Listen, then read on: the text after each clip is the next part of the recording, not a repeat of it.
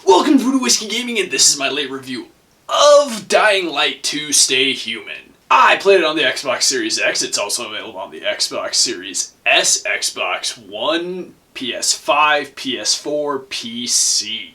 Okay, so let's get into the story. First off, Haran was not an isolated instance, and virus spreads across the world, basically bringing us into a post-apocalyptic future. You play as Aiden, who is a pilgrim. They are people who travel between settlement to other settlements. It's a very dangerous job, but you are heading to a very specific city in order to try and track down your sister. When you were children, you were experimented on, and you got separated when the lab you were at was burnt down. Once you get there, you find the city in turmoil, and that it's really broken down into different areas. You have Old Villador, you have the Loop, and they're very different places, and I'm going to get into that in a gameplay element as well. Overall, I like the mystery of the story. I really enjoyed what was going on with Aiden. I found that whole situation interesting. But one thing that's going to bleed a little into story as well as gameplay elements is this game was very much sold on all of your decisions will affect the world. And they kind of do, but not in any way that really felt that significant, which I will get into the gameplay in a bit. So let's get into the audio. The first thing I'm going to say is the music is...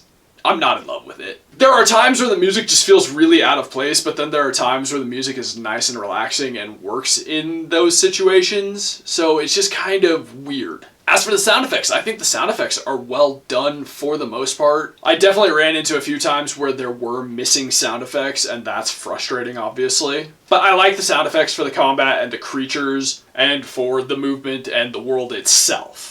As for the voiceover work, I think the voiceover work is well done in this game. I think everybody delivers a good performance, so I've got no complaints there. Now let's get into the gameplay mechanics and whatnot, and this is a first-person parkour action RPG focused on melee combat. And since I addressed it in the story, there is supposed to be this, like, you're choosing the survivors or the PKs, the peacekeepers, who are like a militant group versus, you know, survivors who are trying to build it into something where they can really live peacefully. And the ads really played that up as this huge, big deal, but it's not as big of a deal as they made it seem. So if you capture an area and you give it to the survivors, then they'll put in more parkour things that make it easier to traverse. Whereas if you capture something and give it to the PKs, well, then they'll put in traps, so it'll be easier to fight zombies and push them into traps and stuff. You'll also unlock a few items from it, but overall it's just not as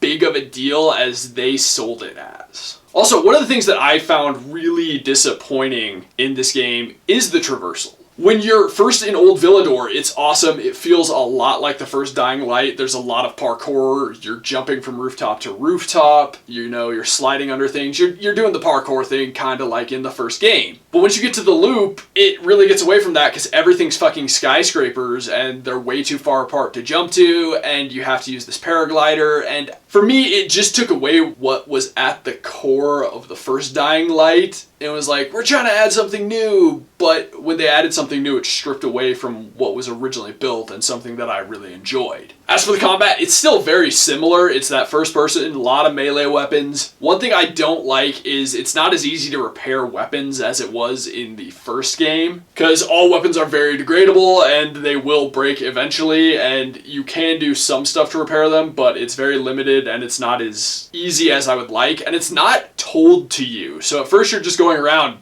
shattering weapons and continuing to shatter weapons. Even if you have a good weapon, they don't tell you that there is a way to repair it, which I'll tell you right now. Use it for a while, add a mod to it, that will repair it. You can only add so many mods, so you can only repair it so much, but that is the best way to do it. As for the parkour, I do think there were issues with it though, because there were plenty of times where I got stuck in some really stupid situations where I should have been able to get out of it, but the game is just a little glitchy with it, and it kind of sucks when you get stuck perched on something, mounting something, and you can't escape and you're being beaten on by renegades or zombies, and it's just not a good situation. Also, regarding the combat, I think there are some serious hit detection issues. There were multiple times where I was getting hit by attacks and the enemy was not hitting anywhere near me. Like, you could see where their weapon was and it was like 2-3 feet away from me, and yet I was still getting hit by it. That's some bullshit. It's unacceptable. I also had a really weird glitch, and it was some truly bullshit stuff where I was in a building and I was just opening a safe, trying to collect what was in the safe, and the game literally warped me out of the building, and we're talking like,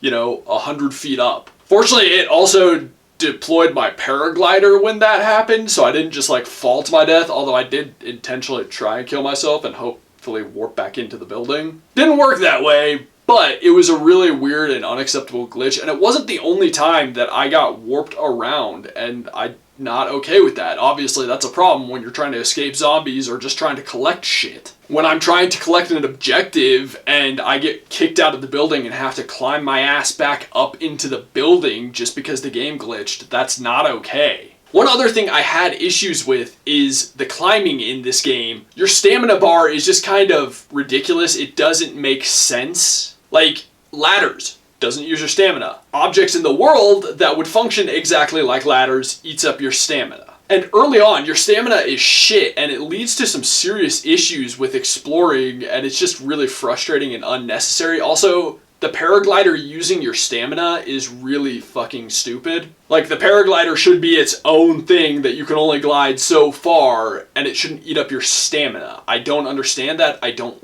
like that, especially since it's like a backpack that is strapped to you. I just want to love the gameplay mechanics. It's just hard to when it's not done as well. Like, they added new stuff, but it takes away. Now let's get into the controls, and for the most part I think the controls work well. Camera movement, I think those are very responsive. I think some of the button pressing could be a little more responsive. My biggest problem was with the paraglider, because sometimes I would tap X and it would deploy, and other times I had to hold X for it to deploy, and that was incredibly weird. There were times where I would just jump and tap X and voila, it's good, and then there were other times where I'm jumping off a giant ass building and I tap X, doesn't deploy. That's not okay. I mean, I would then hold X and it would deploy, but that inconsistency is not an okay thing. I will say, I think the controls are well mapped, so it's not like anything you're doing feels really unintuitive when you're using your controller. Last but not least, let's get into the visuals, and I gotta say, this is a good looking game. There are some things that I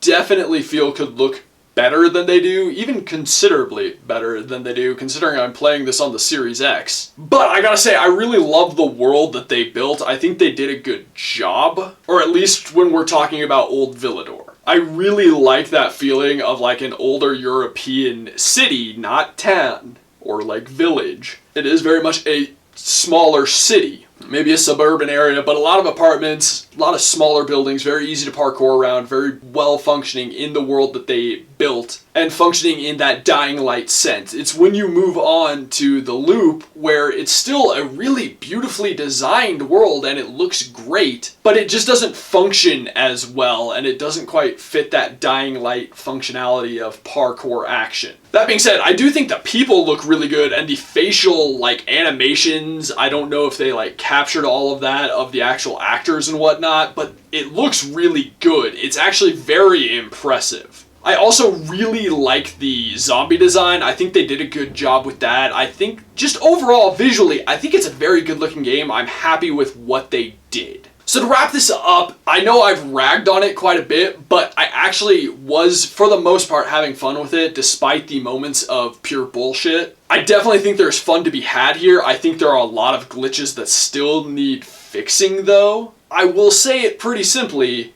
I had fun. I would recommend buying it, but I would recommend waiting till it comes down in price or until they fixed a lot more of the glitches.